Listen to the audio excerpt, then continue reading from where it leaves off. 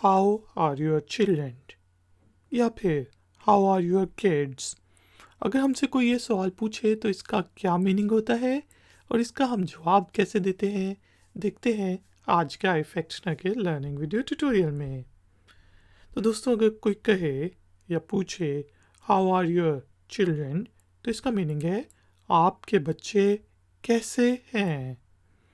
जवाब हो सकता है चिल्ड्रन आर डूइंग ग्रेट, या सिंपली आप कह सकते हैं they are doing great, they are okay, thanks for asking. Children are doing great का मीनिंग है बच्चे ज़बरदस्त हैं। तो हाउ आर योर चिल्ड्रन का मीनिंग है आपके बच्चे कैसे हैं। जवाब में कह सकते हैं children are doing great, they are fine thank you, they are doing great, बच्चे ज़बरदस्त हैं।